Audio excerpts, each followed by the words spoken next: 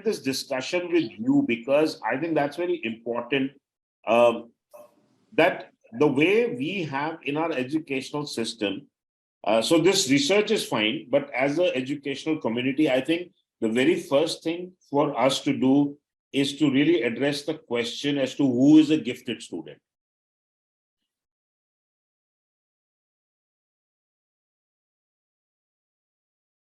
Well, thank you, Dr. Atul.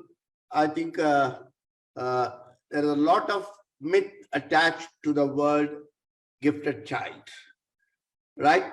A high-performing child need not be a gifted child. A creative child need not be a gifted child. And not all the gifted children are creative, right?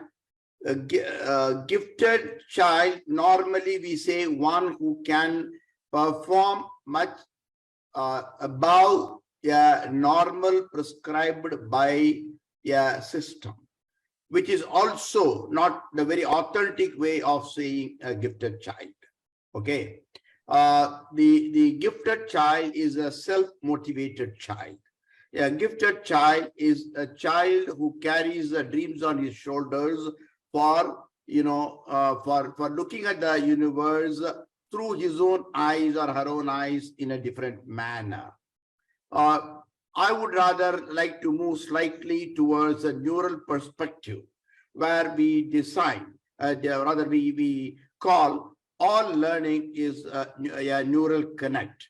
Lord Candle was given a Nobel Prize in 2000 to establish the idea that with every movement of the body, there is a neural connect happening. And with every bit learning, there is a neural connect happening around.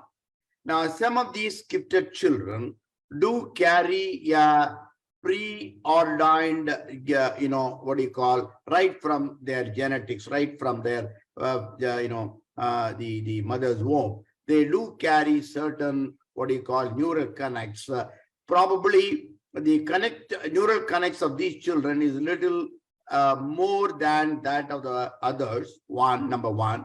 Number two, their ability to connect to things is much better. In other words, multipolar synthesis of knowledge facilitates them to think differently. And if you I would like to term it from the terms of brain sciences, the ability of synesthesia, but to put unconnected things together to deliver a concept is better with children who are,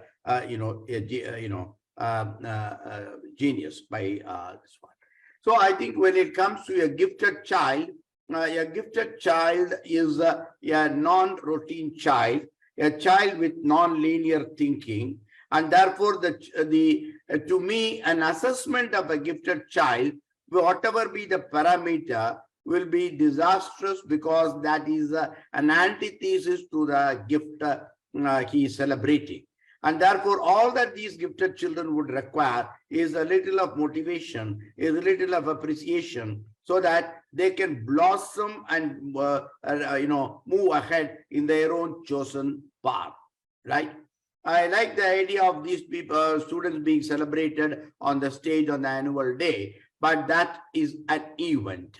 To be the most important thing is an acknowledgement of the fact that this child is a non-linear thinking child, and therefore the acceptability of the child and to encourage them. One thing which I also would like to say, that a higher order thinking need not be an index of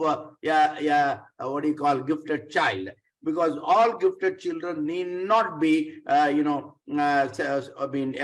in higher order thinking. Even more children who are moderately thinking, but who can scan through a universe of ideas, right? The spectrum of approaches that they have may be different, and therefore it's very important for us to leave them as gifted there. I would just like to give one answer and then stop. You raised a question about the child being appearing for a higher class right from the lower class without passing. I do recall during my time, sometime in late 80s, the case of Tadagat Tulsi, who was a student of class 8 when they wanted to appear for the class 10 examination. And I remember the board put its foot down. However, with the intervention of the Supreme Court of India, the boy was allowed to appear in 10th class and subsequently in 12th class, even without a routine. And I presume that he later got into IIT and finished his doctorate in no time, much ahead of people around.